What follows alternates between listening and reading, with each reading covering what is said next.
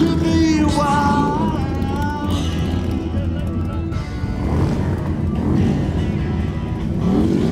Unfortunately, I wasn't able to get an interview with the Supremes, but I did catch up with that mysterious masked man known only as El Puerco, who had earlier been crowned King Hog. Are you incognito today, or is this how you normally look? And here he is. Porco. This is Caitlin, who is daughter to the proud man back there. Although my street interview with King Hog was cut short, it left us down in the concession area of the festival. And watching all those folks eat all that great food started to make me hungry.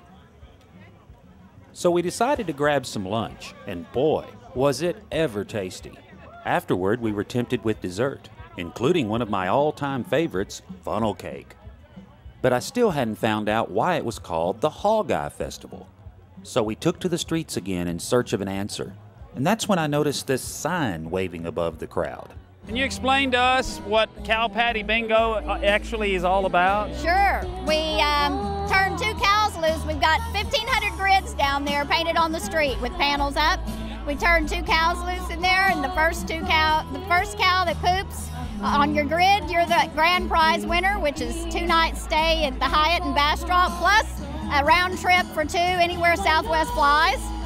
Then we've got 8 Splatter Matter prizes, because splatter does matter, in addition to the Grand Poopy Prize. So. The Grand what? The Grand Poopy Prize. The Grand Poopy Prize? Yes, will be the main cow. And how did Cow Patty Bingo get started? It just started as a part of Hogeye Festival, just as a fun thing to do. Since we'd already had lunch, I thought I'd give it a try. I got $5 on you. $5. Hey, look at me. Don't put your... all right, she's showing...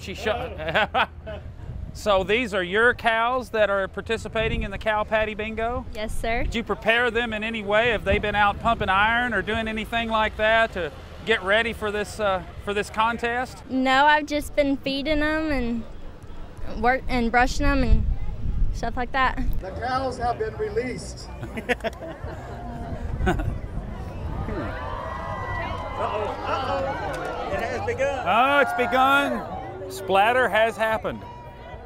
Looks like we're going to have a winner here. We've got to check it out to see if that's a winning ticket that was sold. Well, it was a winning ticket, but not mine. So we continued on and soon ran across some very interesting ladies. We belong to the Red Hatters because it's for ladies over 55. However, we do have pink hatters, or for any lady who's under 55, wear pink hats. And our purpose is to have fun. We have no rules. We do everything possible to have fun or create a disturbance. It was originated in California by a Christian lady that felt like when women got 55, they had the right to wear a red hat and a purple dress. Well, y'all look wonderful today, and thank you for the interview. Having a good time? Does anybody know why this is called the Hogeye Festival? Oh, many years ago, Elgin was called Hogeye. And why was it called Hogeye? Oh, it goes back a long time. It was named after a fella named Hogeye. Wasn't his last name Hogeye? Yeah. Well, that sounded reasonable, but I wanted to make sure it was the answer.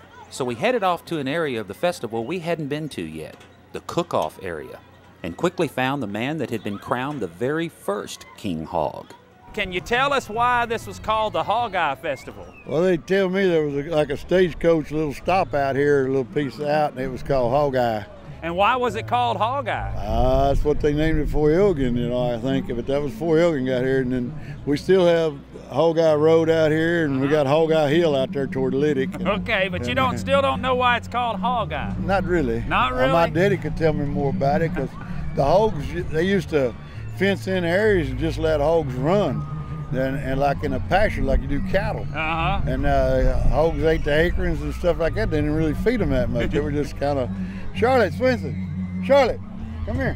We're trying to figure out, why is it called Hogeye? It had nothing to do with the sausage. This settlement was downriver, and it was just basically a wagon stop. The place was designated by the song that the fiddle player played, which was Hogeye. He was a fiddle player that came in on the Stagecoach line, and the only tune that he knew was Hogeye. So, the song Hogeye. So he'd play that over and over and over. So this little town, or this little community, which was not here, was known by that. Then when the floods came, from what I understand, they flooded the area out. This Mr. Elgin guy worked for the Southern Pacific Railroad, gave this property to these other folks to relocate. So they moved to higher ground. And this is a crossroads, as you see. So, you know, Elgin's always been a commerce area. Well, thank you so much for the information You're welcome. we've been looking for. I'm glad I was able to accommodate you.